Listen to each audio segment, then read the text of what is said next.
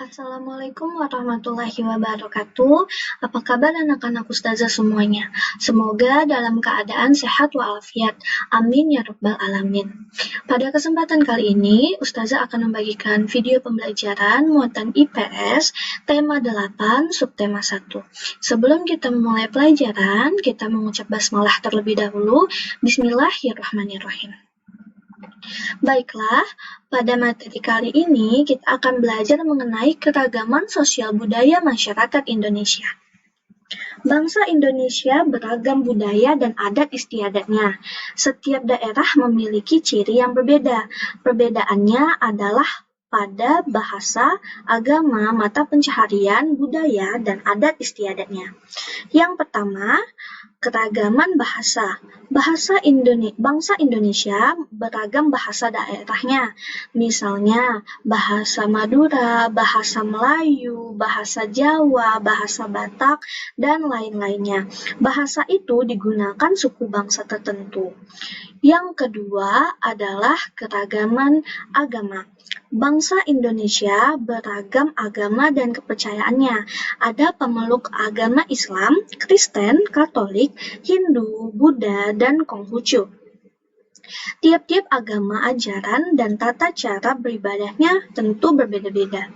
Yang ketiga adalah keragaman mata pencaharian. Mata pencaharian penduduk merupakan bentuk kebudayaan. Mata pencaharian masyarakat desa dan kota tentulah berbeda. Masyarakat desa pada umumnya bercocok tanam. Masyarakat kota bekerja di bidang perdagangan, jasa, dan industri. Lalu yang keempat adalah keragaman suku bangsa. Menurut salah seorang ahli kebudayaan, Indonesia memiliki 300 suku bangsa. Pemerintah membagi suku menjadi 2 golongan, yaitu suku bangsa Indonesia dan keturunan asing. Dan yang terakhir adalah keragaman bangsa dan adat istiadat. Indonesia memiliki keragaman budaya dan adat istiadat. Unsur itu meliputi upacara perkawinan, upacara kematian, pakaian adat, upacara adat, dan kebiasaan. Oke, selanjutnya adalah mengenai jenis-jenis usaha masyarakat di Indonesia. Yang pertama yaitu pertanian dan perkebunan. Pertanian dan perkebunan adalah usaha pengolahan suatu lahan dengan menanam tanaman budidaya. Hasil pertanian dan perkebunan antara lain seperti padi, sayur-sayuran, teh, jagung, buah-buahan, dan umbi-umbian. Bisa dilihat gambar pada video ya.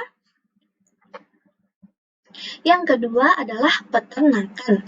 Peternakan adalah usaha pembudidayaan hewan yang dimanfaatkan secara langsung untuk konsumsi atau diolah menjadi bahan baku. Misalnya, bebek dipelihara untuk dimanfaatkan daging atau telurnya. Yang ketiga adalah perikanan. Perikanan adalah usaha penangkapan dan pembudidayaan berbagai jenis hewan perairan. Usaha perikanan dapat dilakukan di darat dan di laut. Perikanan darat misalnya ikan nila, gurami, dan lele. Perikanan laut misalnya kerapu, tuna, dan cakalang. Yang keempat adalah perhutanan. Perhutanan adalah usaha pengelolaan sumber daya hutan untuk memenuhi kebutuhan manusia. Sumber daya alam yang dimanfaatkan untuk usaha perhutanan antara lain kayu jati, damar, dan rotan. Kayu tersebut diolah menjadi bahan baku mebel atau bahan untuk membangun rumah. Yang kelima adalah pertambangan. Pertambangan adalah usaha menggali dan mengelola sumber daya dari dalam bumi. Hasil pertambangan itu dikelompokkan menjadi 3. Yang pertama adalah mineral logam, yang kedua mineral non-logam, dan yang ketiga adalah sumber energi. Jika dilihat pada gambar di video, ini pertambangan minyak ya, untuk menggali minyak dalam bumi. Yang keenam adalah perindustrian. Perindustrian adalah usaha mengelola bahan mentah menjadi barang setengah jadi atau bahan jadi. Contoh hasil industri antara lain seperti makanan, pakaian, dan kendaraan. Yang ketujuh Perdagangan. Perdagangan adalah usaha membeli barang dari orang lain, yaitu produsen, untuk dijual kembali ke orang lain, yaitu konsumen. Kegiatan perdagangan biasanya dilakukan di pasar tradisional, pasar modern, di toko, warung, atau kaki lima. Dan yang terakhir adalah jasa. Jasa adalah usaha berupa pemberian layanan kepada orang lain. Jenis-jenis jasa orang lain yaitu ada jasa di bidang kesehatan, contohnya seperti dokter, perawat, dan bidan. Selanjutnya jasa bidang keamanan, contohnya seperti security. Lalu ada jasa pendidikan, contohnya seperti guru, dosen, dan pengajar lainnya.